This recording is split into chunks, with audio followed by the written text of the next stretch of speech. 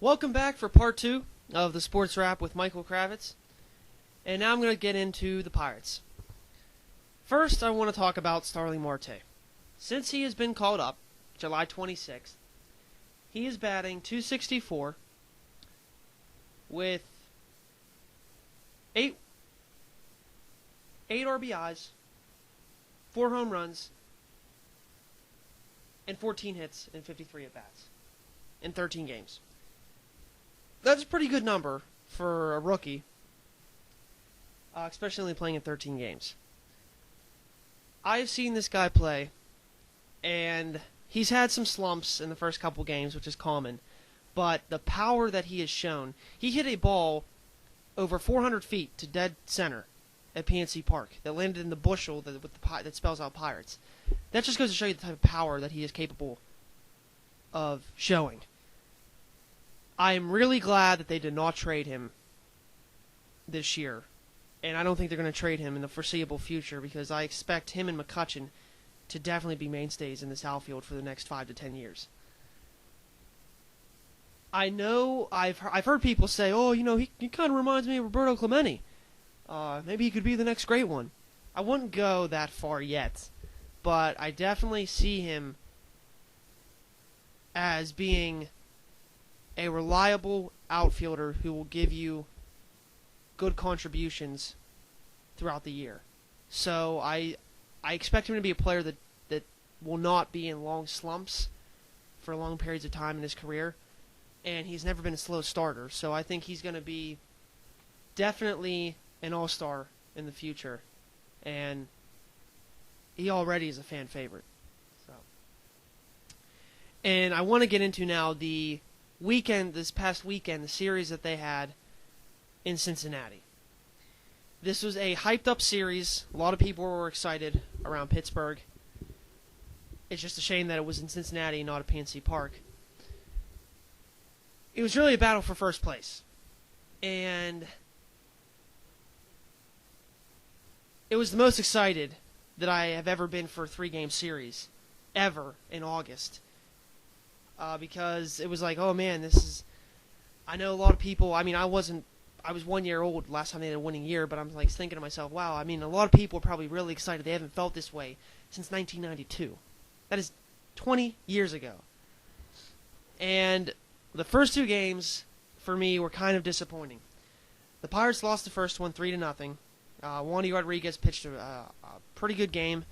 He gave up an inside-the-park home run and then a 2-run home run to the pitcher, so kind of once in a 50 or 100 game type plays they go against you, and the Pirates offense really couldn't get anything done. And then in Saturday's game, they end up losing 5-4 in a closer game, and it just kind of went Cincinnati. It kind of went Cincinnati's way in their ballpark. The highlight, though, the thing that people were talking about over this 3-game series was the fact that Pirates batters kept getting hit, and it started Friday night, 3-0. 2 outs. Aroldis Chapman was pitching a lights-out ninth, and up comes Andrew McCutchen. And for some godforsaken reason, he throws a 101-mile-per-hour fastball right at McCutchen's shoulder. A little bit higher, it would have hit him in his head, and who knows, he might have been out for a long time.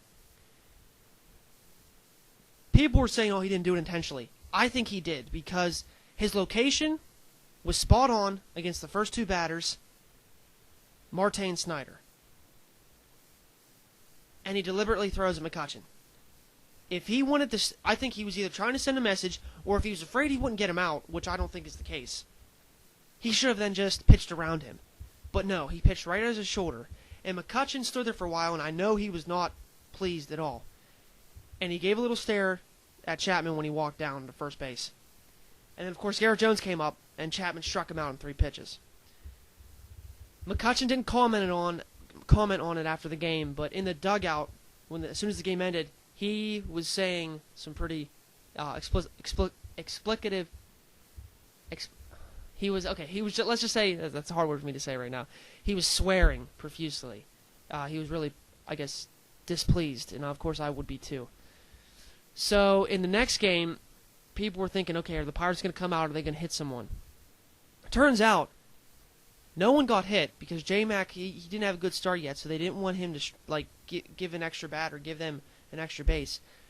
Mike Leake ends up hitting Josh Harrison. And Harrison was not pleased whatsoever, and he was looking at Leake, and Leake actually egged Harrison. He was like saying, "Oh, come on, what?" And Harrison, I thought, was going to go after him, but he didn't. And here, Hurdle comes out, and Hurdle is the one that gets thrown out of the game. So 2 Pirate hitters get hit with the ball in back-to-back games, and Clint Hurdle was the one that gets thrown out. That I do not understand. And then in Sunday's game, 2 more Pirate batters get hit. Granted, they were curveballs. I still think that's like, whoa, what? That's like incredible. So I'm saying this: the Pirates, they'll forgive Cincinnati for now, but they will not forget, because they still have 6 more games with Cincinnati, and I guarantee you that when Joey Votto is back, and that's why I think they didn't go out, they didn't hit anyone. They're gonna plunk him, and they're gonna give him a real good one. I don't know what pitcher's gonna hit him, but he's gonna hit him good. And I think it's deservedly so. They have it coming. The Sunday game of that 3-game series, the Pirates end up winning 6-2 behind a stellar pitching performance of A.J. Burnett, who has become the ace of this staff.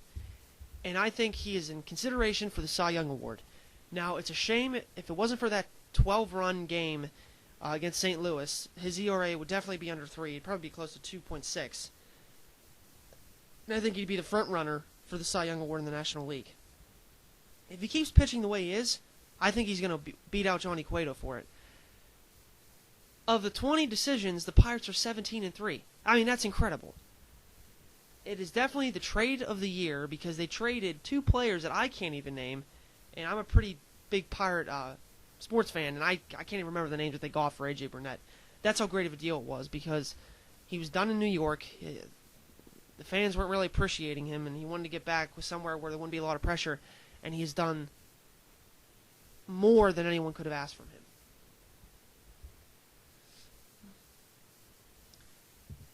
And now the Pirates are on an 11-game homestand. And the Monday night game, Eric Bedard pitched a splendid game. The Pirates beat the Diamondbacks 4-0. And in the second game, it was kind of bizarre. The Pirates were undefeated when leading after 7 innings. And they were up 4-3, but in the top of the 8th, Grilli could not get anyone out, and he gives up 4 runs, and they lose 10-4. Last night, though, in a very rain-filled game, with thunder and lightning strikes, the Pirates end up holding off the Diamondbacks and winning 7-6. Jordy Mercer getting his first career home run. This 4th game, I think, is crucial for the Pirates to win, so they could take the series 3 out of 4 from the Diamondbacks and really start to push them away because they're still in the NL West, but as far as the wild card concerns, they're about 7.5 games back. And then the Pirates have 3 against San Diego, where I think it's very possible they could sweep them and gain on the Cincinnati Reds.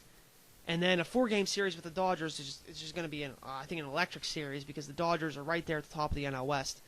I think these are 2 teams that are probably going to make the playoffs and could see each other in the playoffs. I think that's going to be a really exciting series. Pirates are 2.5 games back at Cincinnati because Cincinnati's on a 4-game losing streak. They were just swept in Milwaukee. So that's good for the Pirates if that happened. Now they got 4 at Chicago. So if the Cubs can at least win 2 of 4 from Cincinnati, I think the Pirates, they might be looking at first place by our next show next week. And that would be quite something. But that's going to be it, though, for the sports wrap today. Next week, talk more about the Pirates, get into the Steelers. Maybe some Pitt Panther football talk.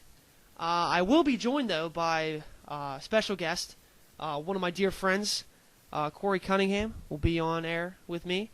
So it's going to be a 2-man team next week. So signing off, you just listened to the Sports Wrap with Michael Kravetz.